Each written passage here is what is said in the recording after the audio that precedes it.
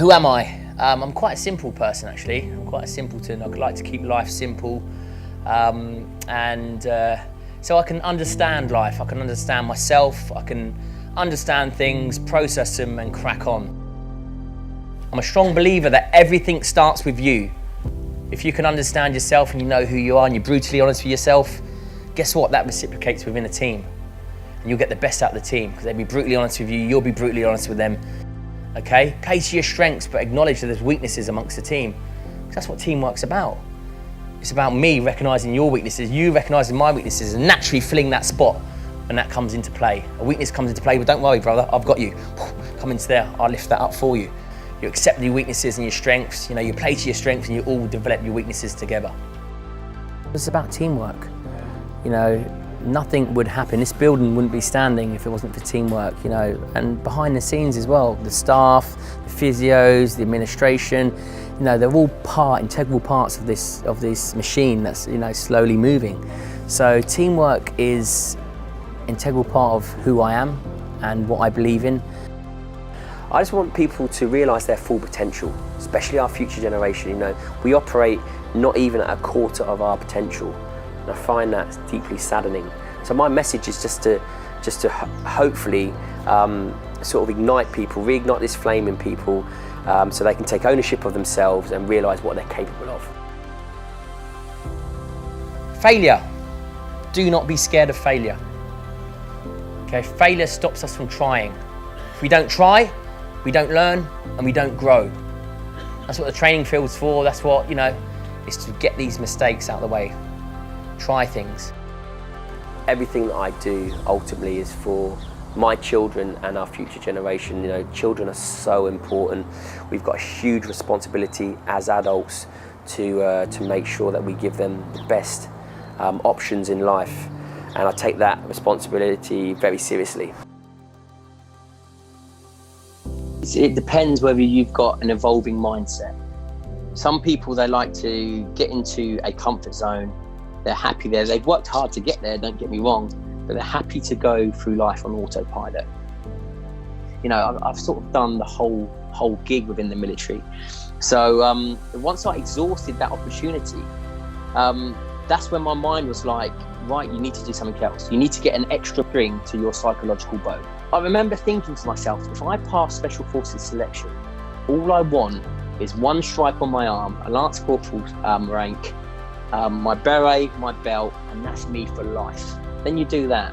Then you do one tour of Afghanistan. Then you do 2 tours of Afghanistan. Then you do 3 tours of Afghanistan. Then you do, you start to think, right, I've done it, been there, done it. Then everyone starts to pull out of Afghanistan.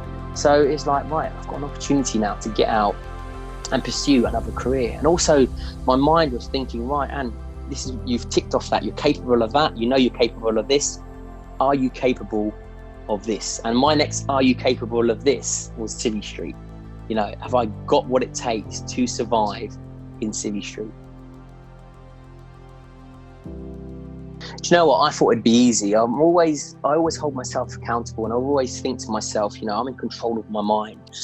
So when I left, I thought, you know what? It's going to be quite easy. I'm just going to get out and, just fit in with society. That's ultimately what I wanted to do. But I found that a struggle. And what I mean by that is in the military, you're indoctrinated in a certain way. The military world is different to civvy world. They are 2 different worlds completely. In the military, you're trained to deal with violence with extreme violence. If someone's violent to me on the battlefield, I have to counter that with extreme violence. It's kill or be killed. Well, in Civvy Street, if you're violent, you're going to end up one place. There's 0 tolerance to violence in Civvy Street. So I found that out the hard way. It's like aggression as well. If someone's aggressive to me on the battlefield, I have to counter that with extreme aggression. You're aggressive to me, I have to be more aggressive. I have to be the alpha. I have to rip your head off before you rip mine off.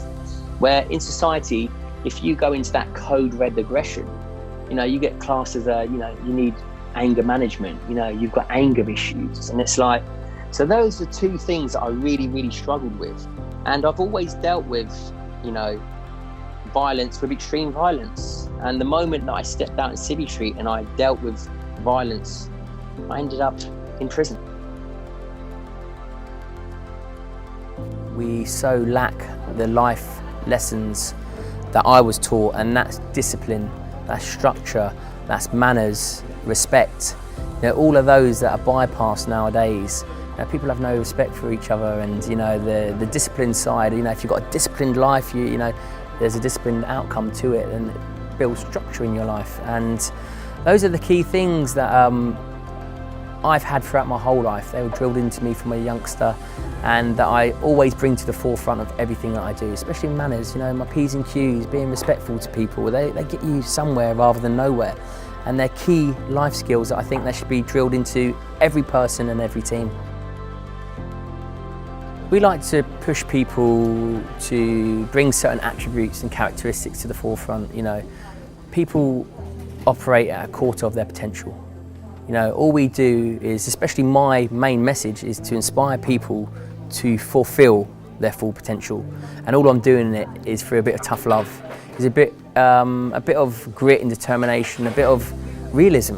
You know, it's a bad world out there. It's a challenging world out there, and you need to roll your sleeves up sometimes. You know, suck it up and get the job done.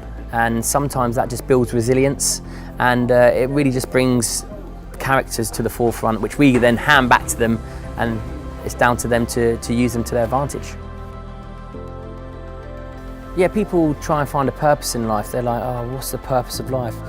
My purpose in life is to better myself on a daily basis, to find a problem and to try and find a solution to that problem. Whether it's the smallest of problems, whether it's overcoming getting into work, whether it's overcoming something at work, whether it's overcoming something in the team, that purpose that I will never fulfill is just trying to be the best version of myself. And hopefully every single day until the day I'm no longer here, I'm still on that journey, and that's still my purpose. So I think just being the best version of yourself. Don't try and be the best at everything out there.